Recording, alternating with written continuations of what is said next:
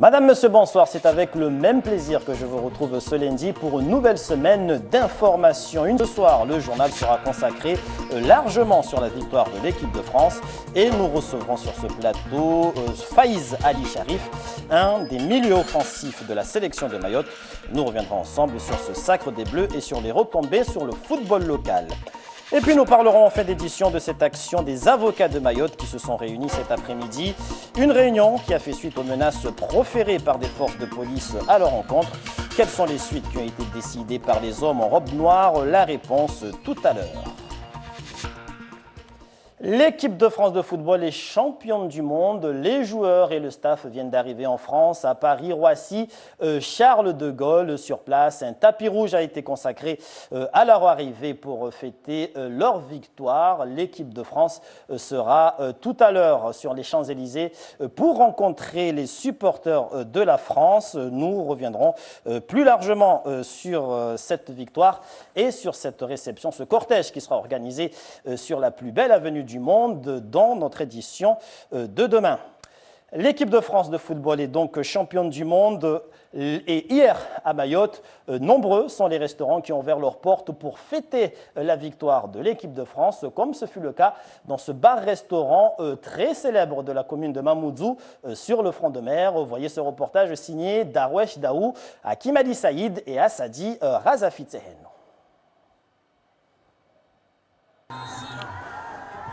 Une de ces soirées de folie qui soudent les peuples. Au rythme des actions et des buts, gesticulation et cris. Ils sont rares, les angoissés tendus vers le résultat. Et surtout les enthousiastes, vibrant à l'unisson des actions de tous les spectateurs sur toute la planète. Et milliards d'êtres humains communiant ensemble devant les télés et les radios dans le monde entier. L'écran géant installé par le propriétaire d'un café-resto du bord de mer de Mayotte est le point de rencontre des regards et des passions. Au premier but, la folie se déchaîne. Vive la France! Le Brésil est parti, Manuela! Oui! De but en but, grand et petit se rassurent jusqu'à l'explosion finale. Magnifique, magnifique, extraordinaire. Deuxième étoile pour la France, deuxième étoile. C'est super, c'est génial. C'est super, on a gagné. Anouel. On est champion du monde. Je vais me raser les cheveux, je l'ai juré, je vais me raser les cheveux. Je suis très heureuse. Vive la France. Merci à nos champions. Le spectacle quitte petit à petit le grand écran pour s'installer dans la salle. La dernière séquence incontournable est celle du défilé des voitures et des klaxons. Des images d'ici à Mayotte, si proches de celles diffusées sur tous les écrans tout autour du monde. Une fraternité humaine dont le football est le fil conducteur. Un peu partout dans l'île, des restaurants ont donc ouvert grand leurs portes pour accueillir des supporters de l'équipe de France.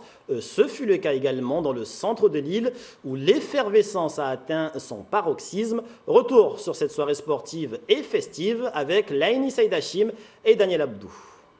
Dans ce restaurant du centre de l'île, ces supporters de l'équipe de France veulent y croire.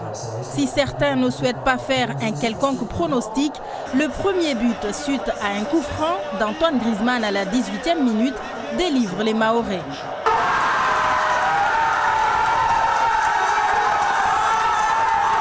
Beaucoup de frissons, mais bon, ils sont bons. Pour l'instant, ils tiennent et on espère qu'ils vont continuer comme ça. C'est une finale, donc c'est pas facile. Il faut se battre de première mi-temps jusqu'à la fin du match. C'est pas facile du tout, d'autant plus que les Croates, ce sont des bons joueurs. Un peu plus loin, à Kombani, ce café-restaurant s'est offert le service d'un DJ pour mettre de l'ambiance dans cette soirée folle. 2, 3, puis 4 buts à la fin du temps réglementaire. Certains ont du mal à trouver le mot pour exprimer leur joie.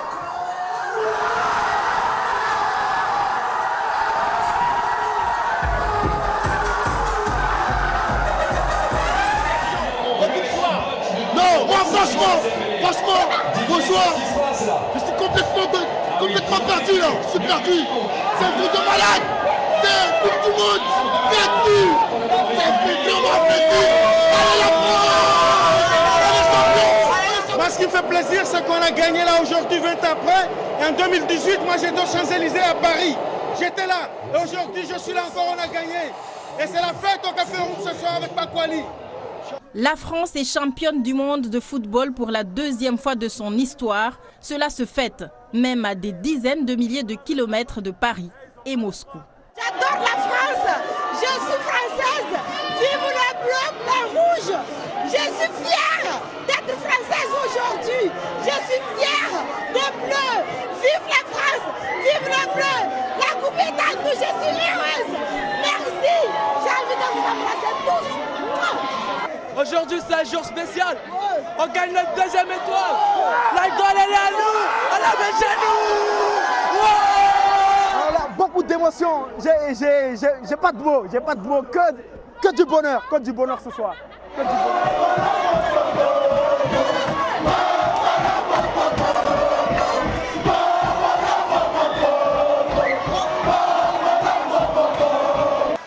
Et pour commenter cette victoire de l'équipe de France, cette victoire en finale de Coupe du Monde de football de l'équipe de France, nous recevons ce soir l'un des milieux offensifs de la sélection de football de Mayotte et également élu sportif de l'année 2017.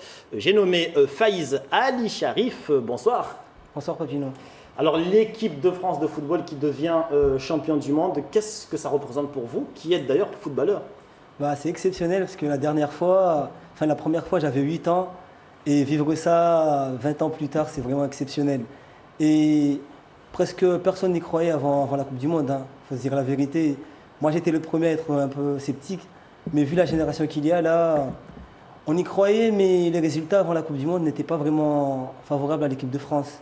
Du coup, je savais que ça serait compliqué.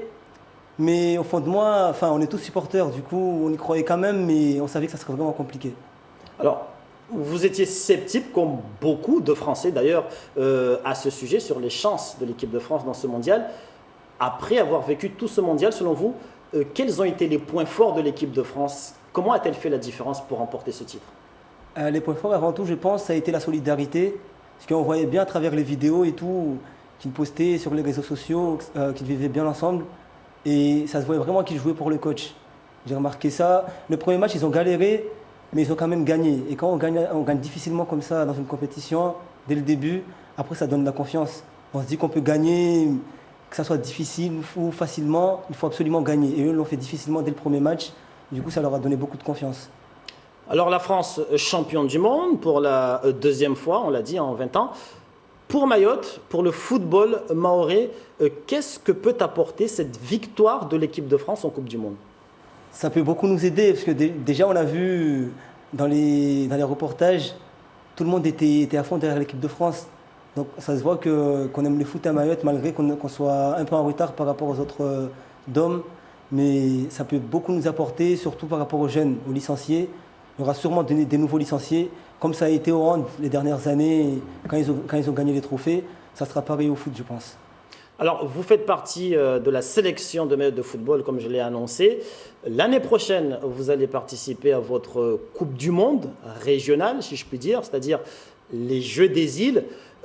Vous allez aller là-bas avec quel état d'esprit? Est-ce que cette victoire, justement, ça peut vous motiver? Est-ce que ça peut dynamiser encore plus votre préparation et votre approche sur ces Jeux des îles 2017-2019 qui auront lieu à Maurice?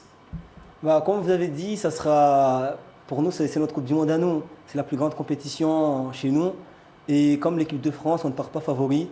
On le sait, il y a les Réunionnais, il y a les Malgaches, il y a même les Grands Comoriens. On sait qu'on ne part pas favori, mais quand on voit le parcours de l'équipe de France, on se dit que tout est possible. Et on va y aller pour essayer de gagner. Et est-ce qu'il y a des points, des atouts que vous avez vus dans l'équipe de France durant ce mondial, des atouts sur lesquels vous pourrez justement vous inspirer pour ces Jeux des îles?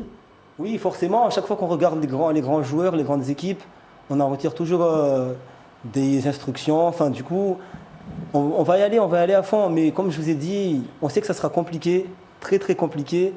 Parce que déjà, on est un peu en retard par rapport à la préparation et tout. Mais quand on voit les matchs à la télé, on se dit que tout est possible.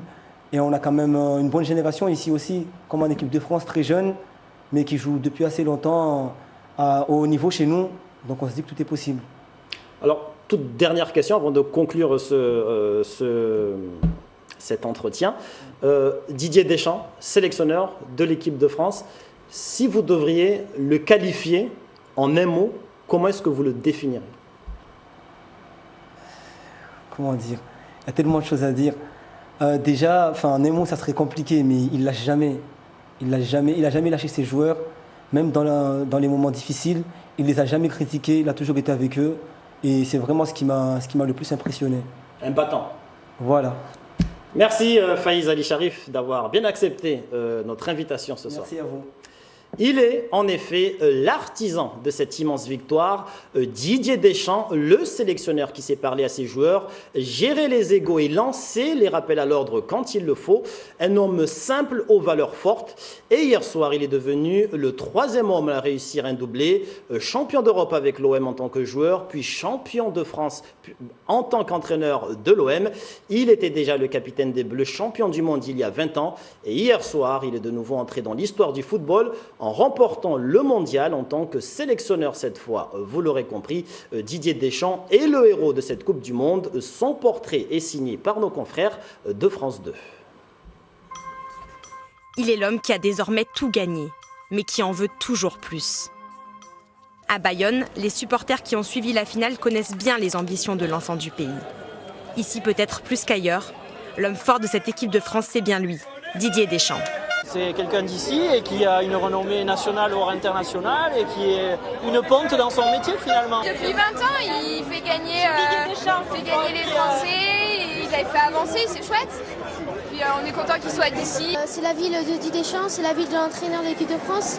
C'est grâce à lui qu'on est en finale. Il détient le plus beau palmarès du football tricolore. En 1993, il est le premier joueur à brandir une Coupe d'Europe gagnée par un club français, Marseille. 5 ans plus tard, c'est la consécration suprême. Capitaine de l'équipe de France, championne du monde à domicile. Il tire sa révérence sur un dernier titre, champion d'Europe, en 2000. Il n'y a qu'une vérité. La seule vérité, c'est la compétition et la vérité du terrain. Être compétiteur, c'est haïr la défaite et tout faire pour atteindre l'objectif de la victoire. Cette culture de la gagne, c'est sa marque de fabrique, comme joueur, puis comme entraîneur. En 2012, Deschamps succède à Laurent Blanc. Il devient le sélectionneur des Bleus et impose son style. Chef de file au parcours exemplaire, Deschamps va bâtir une équipe à son image, travailleuse et respectueuse. C'est quelqu'un qui a un charisme et une autorité naturelle indéniable. Il a une vraie intelligence et stratégique et relationnelle. La méthode Deschamps, le collectif avant tout. En titularisant certains joueurs sans expérience, Didier Deschamps prend des risques. Et malgré les critiques, il tient bon. Aujourd'hui, il est sans aucun doute l'artisan de cette victoire, que personne n'osait espérer au début de la Coupe du Monde.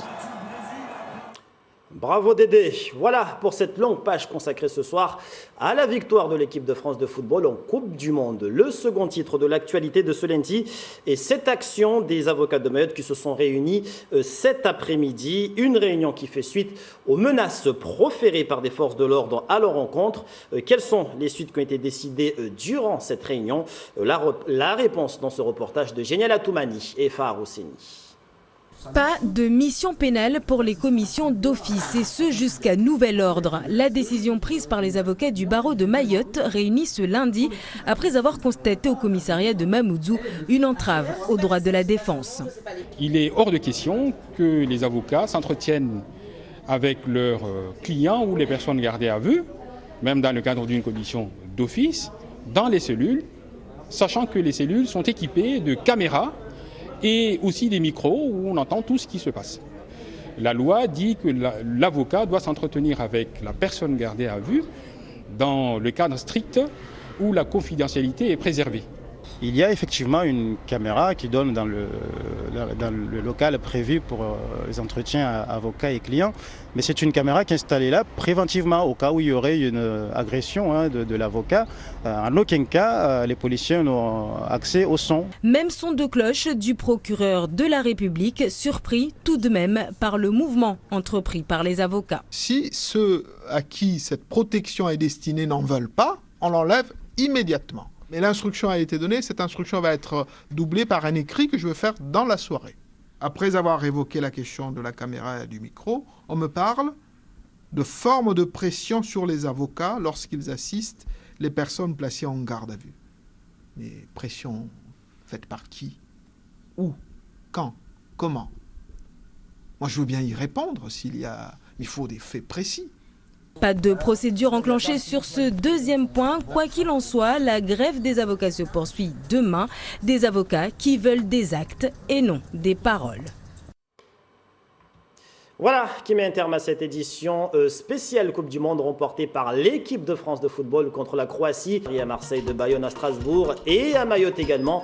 La population a fêté comme il se doit cette victoire. Nous étions à Mamoudzou mais également dans le centre de l'île. L'équipe de France championne du monde qui est arrivée tout à l'heure à l'aéroport Charles de Gaulle. Les joueurs prennent actuellement la direction des Champs-Élysées pour aller rencontrer les supporters. Merci pour toute votre attention à ce journal. Darwesh Daou sera avec vous dans un instant pour le journal en maoré. Et puis sachez que juste après ce journal en maoré, vous pourrez revivre l'arrivée des Bleus à l'aéroport, puis leur arrivée sur les Champs-Élysées. À suivre donc après le journal en maoré. L'information, elle, sera de retour demain matin en radio à 5h, puis en télé à 13h pour le journal Toute Image. Très belle soirée à tous sur notre antenne. Vive le bleu et vive le foot. À demain.